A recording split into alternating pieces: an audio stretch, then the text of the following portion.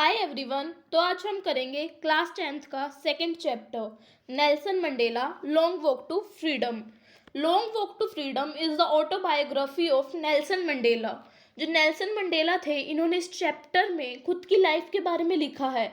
Autobiography वही होती है जब कोई पर्सन खुद की लाइफ के बारे में लिखता है। तो आपने नेल्सन मंडेला के बारे में कहीं ना कहीं तो सुना ही होगा। वो बहुत ज़्यादा फेमस पर्सन थे। जो नेल्सन मंडेला थे वो साउथ अफ्रीका के फर्स्ट ब्लैक प्रेसिडेंट थे। पर जब वो प्रेसिडेंट बने उससे पहले साउथ अफ्रीका में ब्लैक और वाइट लोगों के बीच डिस्क्रिमिनेशन होता था, यानी कि गोरे और काले लोगों के बीच में बहुत ज़्यादा भेदभाव होता था।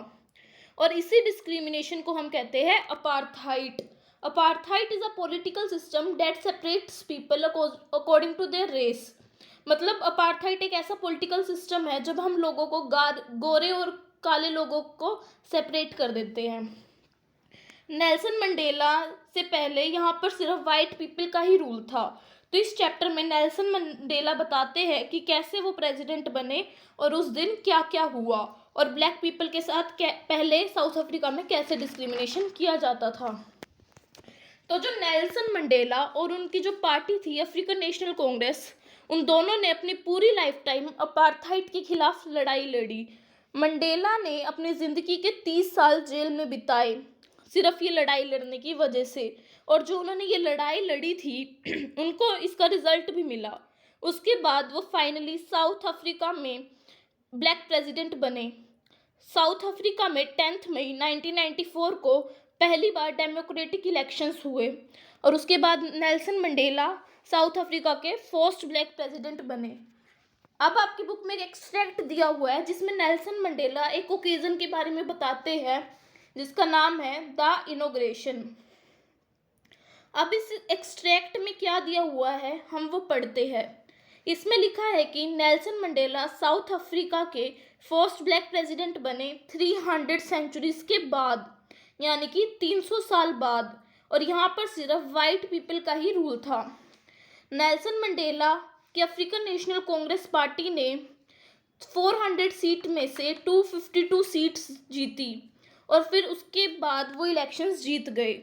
और उसके बाद इनॉग्रेशन सेरेमनी हुई प्रिटोरिया के यूनियन बिल्डिंग्स की एम्फी थिएटर में। एम्फी थिएटर मीन्स एक जगह होती है बिल्कुल स्टेडियम की तरह जहाँ पर सीढ़ियाँ होती है और सारे लोग वहाँ पे बैठ के स्पीच को सुनते हैं। और वो जो इनॉग्रेशन सेरेमनी थी वो बहुत से पॉलिटिशियंस और 140 कंट्रीज़ के जाने माने लोगों ने अटेंड की थी। और इस एक्सट्रैक्ट में आगे लिखा हुआ है कि नेल्सन मंडेला ने अपनी स्पीच में बोला कि इस सुंदर सी जगह यानी कि साउथ अफ्रीका में आज के बाद कोई भी डिस्क्रिमिनेशन नहीं होगा, कोई भी भेदभाव नहीं होगा। प्रिटोरिया की स्ट्रीट्स में बहुत हैप्पी सीन्स देखने को मिले जहाँ पर हर रेस के लोग यानी कि ब्लैक, वाइट और कलर्ड लोग साथ में सेलिब्रेट कर रहे थे। 1 लाख से ज़्यादा साउथ अफ्रीका के मैन, व्यूमेन और बच्चे गा रहे थे और खुशी से नाच रहे थे। 10 मई का दिन बहुत ही ब्राइट और क्लियर था।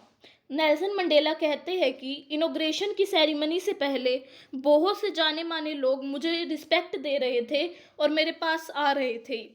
साउथ अफ्रीका की ज़मीन पे ये सेरेमनी आज तक की सबसे बड़ी सेरेमनी थी जिसको इतने सारे इंटरनेशनल लीडर्स सेलिब्रेट कर रहे थे। और जो ये सेरेमनी है वो प्रिटोरिया के यूनियन बिल्डिंग के सैंडस्टोन एम्फी थिएटर में हो रही थी। सैंडस्टोन यानी कलरफुल स्टोन्स। इससे पहले यहाँ पर सिर्फ वाइट पीपल का ही रूल था, पर अब ये साइट है जो यहाँ पर सब लोग इकट्ठे बैठे हुए हैं, चाहे वो ब्लैक हो या फिर वो वाइट हो। वो यहाँ पर पहली डेमोक्रेटिक की इंस्टॉलेशन के लिए बैठे थे। फिर नेल्सन मंडेला कहते हैं कि उस सुंदर दिन पर मेरी बेटी जेनैनी भी मेरे साथ सेरेमनी में आई थी। पोडियम पे सेकंड डेप्यूटी कमिश्नर बनाए गए जिनका नाम था डी क्लर्क। पोडियम यानी कि स्टेज पे। उसके बाद थाबो मकैबी को फर्स्ट डिप्यूटी प्रेसिडेंट बनाया गया। नेल्सन मंडेला फिर अपने बारे में बताते हुए कहते हैं कि जब मेरी बारी आई तब मैंने शपथ ली कि कॉन्स्टिट्यूशन की रूल्स का मैं हमेशा पालन करूँगा और मैं अपनी पूरी लाइफ साउथ अफ्रीका के लोगों के लिए डिवोट कर दूँगा, यानी समर्पित कर दूँगा। फिर उन्होंने मेहमान को कहा कि हम सब यहाँ उपस्थित होकर हम आशा करते हैं अपनी नई आज़ादी की। उसके बाद नेल्सन मंडेला कहते हैं कि अब तक जो ये डिस्क्रिमिनेशन हो रहा था, इन सब के बाद हम ऐसी सोसाइटी बनाएंगे जहाँ पर इंसानियत हो और इंसानियत पर सबको गर्व हो। फिर वो कहते हैं कि जो हम आउटलॉस थे, आउटलॉस यानी दूसरी कंट्री ने साउथ अफ्रीका के साथ रिलेशंस तोड़ दिए थे अपार्थाइड की पॉलिसी की वजह से। तो वो कहते हैं कि हम जो आउटलॉस थे, आज हमें मौका मिला है दूसरी कंट्रीज़ की लोगों को अपने साउथ अफ्रीका की धरती पर होस्ट करने का, मतलब इनवाइट करने का। फिर वो इंटरनेशनल गेस्ट को थैंक यू कहते हैं। फिर वो कहते हैं कि उन्हें फाइनली पॉलिटिकल इमेंसिपेशन प्राप्त हुई, यानी कि अब वो फ्री है, अब उन्हें कोई रेस्ट्रिक्शन नहीं है। हमें अब वचन देते हैं कि जो ये अब तक पॉवर्टी, सफरिंग और डिस्क्रिमिनेशन चलता आ रहा था, उन सब से अब हमको आज़ाद करना होगा। अब कभी भी साउथ अफ्रीका की ब्यूटीफुल लैंड पे कोई भी किसी से भेदभाव नहीं कर सकता। अब जो ये अचीवमेंट है वो लाइफ टाइम रहेगी। फिर वो इस एक्सट्रैक्ट के लास्ट में कहते हैं, let freedom reign, God bless Africa. उसके बाद फिर वो कहते हैं कि कुछ देर बाद हम सब ने स्काई की तरफ देखा, जहाँ पर साउथ अफ्रीका के जेट्स, हेलीकॉप्टर वगैरह थे, यूनियन बिल्डिंग के ऊपर फॉर्मेशन बना रहे थे। जो मिलिट्री फोर्सेस थी वो भी डेमोक्रेसी चाहती थी, इसलिए वो खुशी से ये सब कर रहे थे। और कुछ ही देर पहले साउथ अफ्रीका के डिफेंस के फोर्सेस और पुलिस के लोग उनके गले में मेडल से डेकोरेटेड था, और इन सब ने नेल्सन मंडेला को सैल्यूट दिया।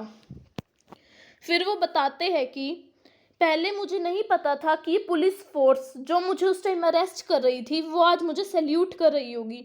वो कहते हैं कि यही वो पुलिस फोर्स थी जिन्होंने मुझे कुछ टाइम पहले अरेस्ट किया था, और आज वही पुलिस फोर्स मुझे सैल्यूट कर रही है।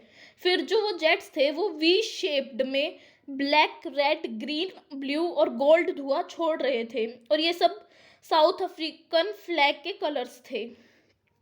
उस दिन 2 नेशनल एंथम्स भी गाए गए, और जो वाइट पीपल थे वो नकोसी सिकेलेल गा रहे थे, और जो ब्लैक पीपल थे वो अपना पुराना नेशनल एंथम डाई स्टेम गा रहे थे, जो ये दिखाता है कि अब यहाँ पर डिस्क्रिमिनेशन नहीं था। यानी कि जो वाइट पीपल थे वो ब्लैक पीपल का नेशनल एंथम गा रहे थे, और जो ब्लैक पीपल थे वो वाइट पीपल का नेशनल एंथम गा रहे थे। फिर वो कहते हैं, on the day of inauguration I was overwhelmed with the sense of history.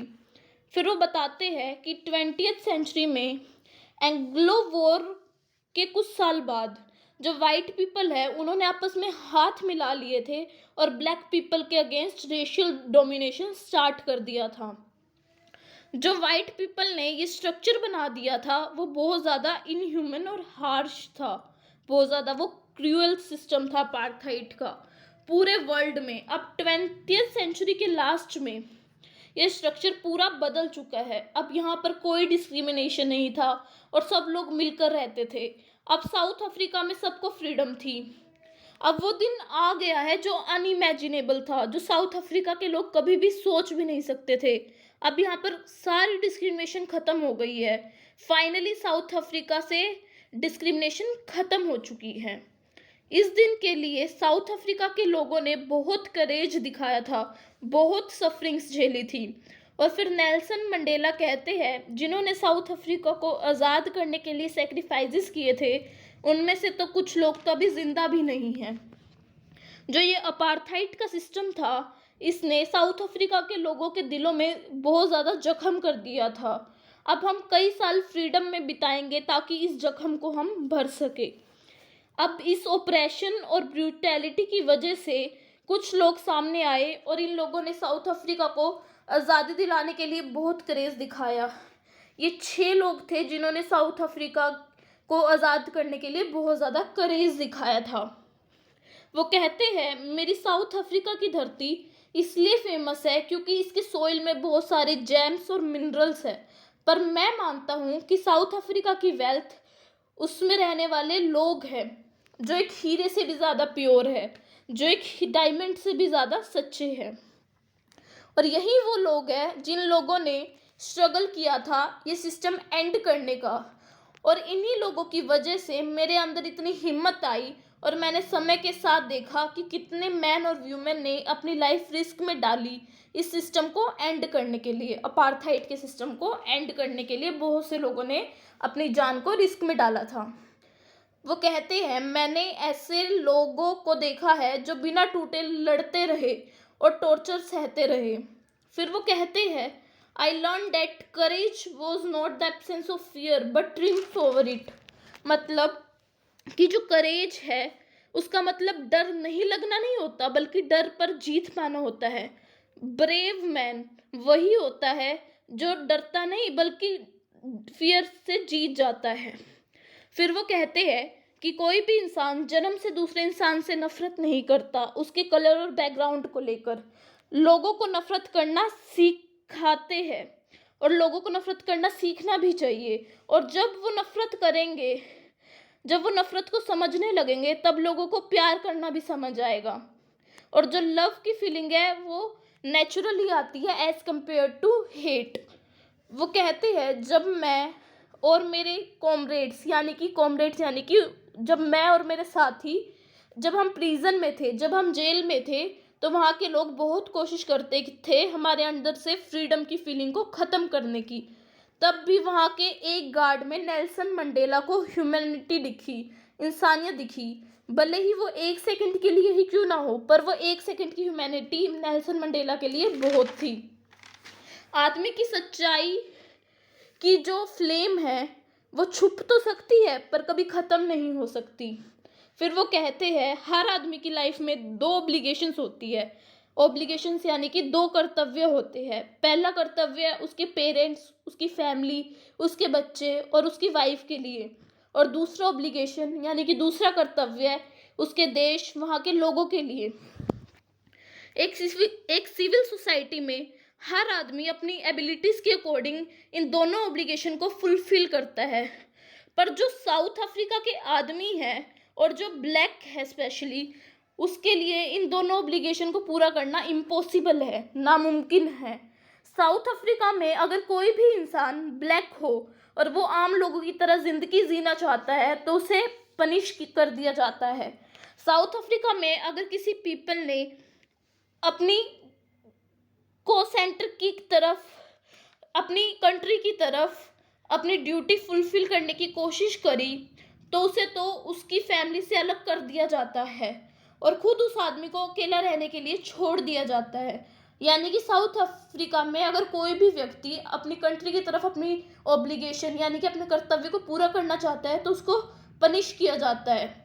Nelson Mandela कहते हैं कि पहले तो मैंने कभी नहीं सोचा कि मैं अपनी फैमिली की जगह अपने कंट्री के लोगों को आगे रख सकूं।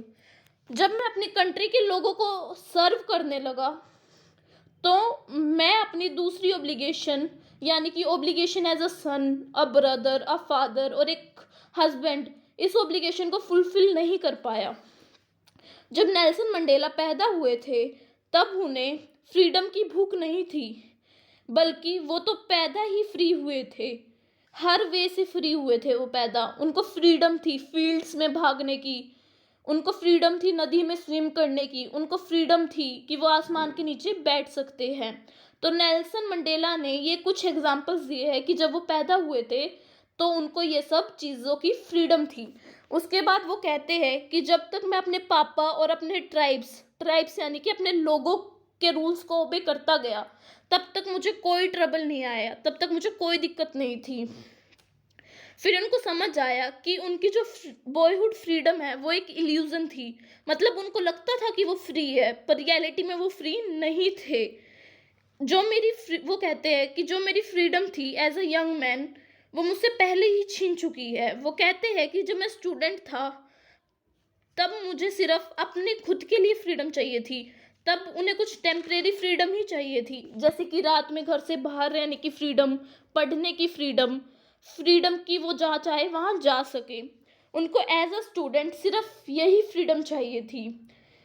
लेकिन जब वो धीरे धीरे उनकी एज बढ़ती गई, वो कहते हैं कि जब मैं धीरे धीरे बड़ा होता गया तो वो अपनी बेसिक फ्रीडम के लिए तड़पते थे, जैसे कि मैं कुछ बन सकूं, पैसे कमा सकूं, शादी कर सकूं और अपनी एक फैमिली ही बना सकूं। वो चाहते थे कि मेरी ये सब जो फ्रीडम है वो साउथ अफ्रीका के लॉज की वजह से रुके ना। पर धीरे धीरे उन्हें पता चला कि सिर्फ वो ही नहीं है जिनके पास फ्रीडम नहीं है, बल्कि उनके भाई बहनों के पास भी फ्रीडम नहीं है। उन्होंने देखा कि सिर्फ उनकी फ्रीडम नहीं छीनी है, बल्कि उन सारे लोगों की फ्रीडम छीनी है जो उनके जैसे दिखते हैं, यानी कि जो ब्लैक दिखते हैं। फिर वो कहते हैं कि जब मुझे समझ आया कि ब्लैक पीपल के साथ डिस्क्रिमिनेशन होता है, तब मैंने अफ्रीकन नेशनल कांग्रेस को ज्वाइन किया और तभी उन्हें फ्रीडम के लिए भूख जागी और बड़ी बन गई वो भूख अपने पीपल को फ्री करने के लिए। उनको फ्रीडम चाहिए थी कि जो लोग ब्लैक है उनको भी रिस्पेक्ट मिले, उनका भी काम उनकी इच्छा के अकॉर्डिंग हो। और इसी डिज़ायर की वजह से उनकी लाइफ चेंज हो गई।